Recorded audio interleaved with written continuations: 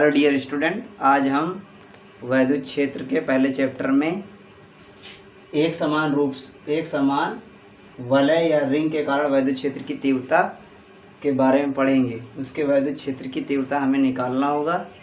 तो हमारे चैनल पर नए हैं तो चैनल को लाइक, कमेंट एंड शेयर तथा सब्सक्राइब कर दें। हमारा टॉपिक है आज का एक समान रूप से वलय के कारण वैद्युत क्षेत्र की तीव्रता। तो सबसे पहले हम एक समान रूप से वलय यानी एक वलय ले लेंगे। वलय हमारा यहाँ पे जैसा चित्र में दिख रहा है, तो एक समान रूप से आवेशित है, इसको प्लस आवेश दिया गया है। इसके केंद्र बिंदु O से एक बिंदु P है जहाँ पर वैद्युत क्षेत्र की तीव्रता ज्ञात करना है। तो जब कोई वलय लेंगे तो उसमें एक आवेश देंगे, आवेश पूरे में एक समान रूप से फैल जाएगा। तो यहाँ पर जैसा कि चित्र में दिख रहा है, ये एक समान रूप से फैल गया है। इसको केंद्र बिंदु स्मॉल r दूरी पर हमें वैद्युत क्षेत्र की तीव्रता निकालना होगा। तो सबसे पहले इसमें एक वलय में एक छोटा सा आवेश ले लेंगे। छोटा सा आवेश लेने के बाद में उसमें पूरे में निकाल लेंगे। पहले छोटे से आवेश लेंगे, छोटे से आवेश के कारण समाकलन निकालने के बाद में उसका समाकलन कर देंगे। समाकलन करने के बाद में उसका पूरे का वैद्युत क्षेत्र आ जाएगा। तो यहाँ पे जैसे दिख रहा है dq, हमने एक आवेश ले लिया है जिसकी यहाँ से दूरी कितनी है, x है, और वलय की जो त्रिज्या है वो कैपिटल R है, और वलय के केंद्र बिंदु O से स्मॉल r दूरी पर वैद्युत क्षेत्र की तीव्रता ज्ञात करना है। तो ये केंद्र से बिंदु P तक की दूरी स्मॉल r है, वलय की त्रिज्या कैपिटल R है, और dq से P की दूरी x मान लिया है। तो ये यहाँ पर केंद्र बिंदु O पर 90 डिग्री का कोण बनेगा। ये r है, ये स्मॉल r है, तो ये वाली जो दूरी होगी वो √r² plus capital R² plus small r²। ये पाइथागोरस प्रमेय से निकाल लेंगे। इसको पहले मान लिया कि ये x है, तो इसके कारण यहाँ पर निकालना होगा। तो जहाँ पर निकालते हैं वहाँ पर एक परीक्षण आवेश Q0 रखा जाता है। तो यहाँ पे Q0 एक परीक्षण आवेश है। ये प्लस प्लस एक दूसरे को प्रतिकर्षित, इसलिए वैद्युत क्षेत्र की तीव्रता DE इधर की ओर होगा, नीचे की ओर। इसी तरीके यहाँ भी एक आवेश होगा, इसके कारण यहाँ पर इधर की ओर होगा। ये वाला एंगल हमने मान लिया थीटा, ये वाला भी थीटा, तो ये थीटा होगा तो ये भी थीटा होगा। तो अब इसको हम कंपोनेंट के में तोड़ लेंगे। यहाँ पर ये थीटा, एक लाइन हॉरिजॉन्टल, यहाँ पर ये हॉरिजॉन्टल है, ये वर्टिकल है, तो ये थीटा होगा तो ये भी थीटा होगा, ये थीटा तो ये भी थीटा। अब जब साइन या कोस घटक तोड़ते हैं तो ऊपर की ओर ले जाने पर कोस आता है और नीचे की ले जाने पर साइन आता है। तो ये वाला DQ, ये DE ऊपर ले जाएंगे तो DE cos थीटा आएगा। इसका नीचे ले जाएंगे तो यहाँ पर होगा DE sin थीटा। इसी तरीके ये वाला, इसका नीचे DE cos थीटा, ऊपर sin थीटा। अब यहाँ पर DQ वलय में बहुत सारे होंगे, इसलिए हम यहाँ पर DE यानी समाकलन करेंगे। एक का नहीं होगा, ये बहुत सारे DQ वलय में बहुत सारे DQ होंगे, इसलिए ये एक नहीं होगा, बहुत सारे होंगे। तो जैसा कि ये चित्र बना हुआ है, इसी तरीके आपको लिख देना है। तो यहाँ पे लिखा हुआ है, माना एक वलय एक समान रूप से आवेशित है। एक वलय एक समान रूप से आवेशित है जिसकी त्रिज्या कैपिटल R है, ये कैपिटल R है।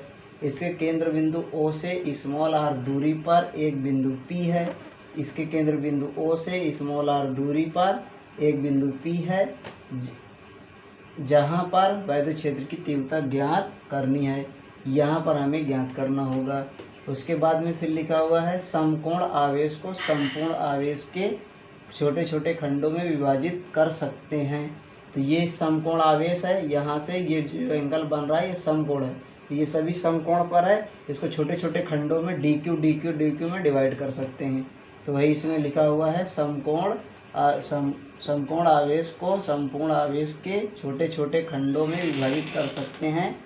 और उसके बाद माना एक खंड का आवेश DQ, एक खंड का आवेश हमने मान लिया है DQ, जिसकी त्रिज्या, जिसकी बिंदु P से दूरी x है, इससे इसकी दूरी x मान लिया गया है। अब DQ के कारण यहाँ पर निकाल लेंगे। तो यहाँ पर लिखा हुआ DQ आवेश के कारण बिंदु P पर वैद्युत क्षेत्र की तीव्रता। तो DQ यानी छोटा सा आवेश होगा तो छोटा सा वैद्युत क्षेत्र बनेगा। तो DE वैद्युत क्षेत्र का जो फार्मूला होता है वो होता है बिंदु आवेश के कारण वैद्युत क्षेत्र की तीव्रता पहले चैप्टर में बताया गया है कि E बराबर 1/4πε0 Q/r²। तो यहाँ पर डी क्यू है, इसलिए यहाँ पर डी ई लिखा जाएगा। डी ई 1/4πε0 डी क्यू बटे में x², ये वाली दूरी x²।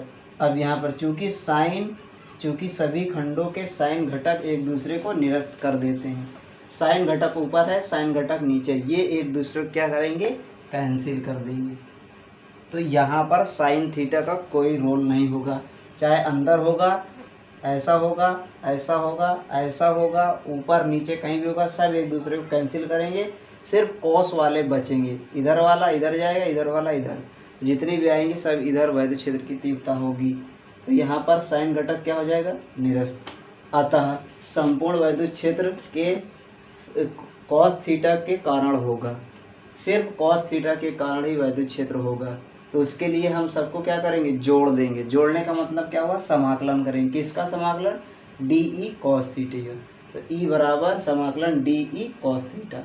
अब यहाँ पर समाकलन का चिन्ह, डी ई की वैल्यू हमने निकाला है, D E 1/4πε0 Q D Q बटे में x²। इसकी वैल्यू यहाँ रख देंगे।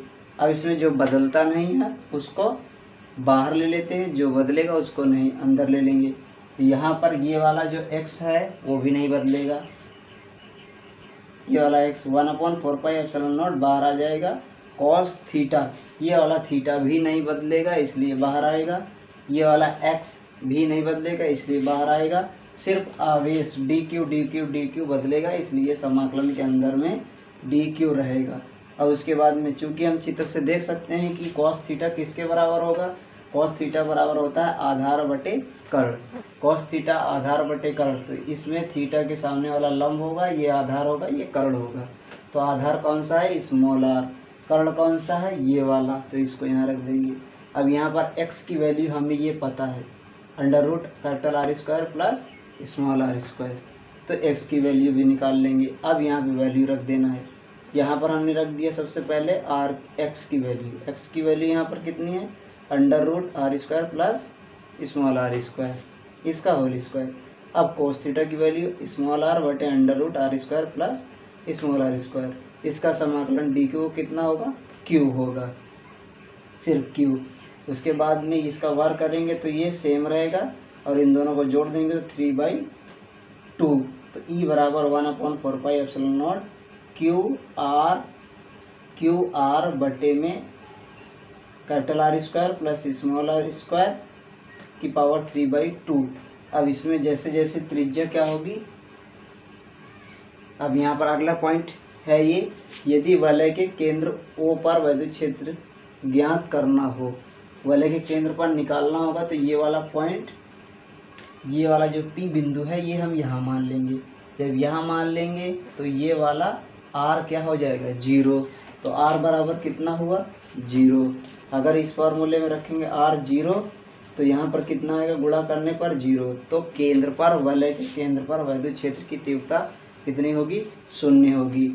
क्यों, क्योंकि ये प्लस ये प्लस ये प्लस ये प्लस सब एक दूसरे के चारों तरफ प्लस में रहेंगे, और उसके केंद्र पर जब प्लस प्लस एक दूसरे को प्रतिस्पर्शित करते हैं तो वहाँ पर वैद्युत क्षेत्र कितना आएगा, 0। और उसके x से जितनी दूरी हम बढ़ाएंगे, r का मान जितना ज़्यादा बढ़ाएंगे, ये वाला कैपिटल R स्मॉल r, वैद्युत क्षेत्र उतना ही कम होगा। R² यहाँ पर बड़ा है, ये छोटा है। R का मान जितना बढ़ाएंगे आगे, उतना ही वैद्युत क्षेत्र कम होगा, जितना कम करेंगे उतना ज़्यादा होगा। तो यहाँ तक ये रहा एक समान रूप से वलय के कारण वैद्युत क्षेत्र की तीव्रता। वीडियो अच्छा लगे तो लाइक, कमेंट एंड सब्सक्राइब करना ना भूलें। धन्यवाद।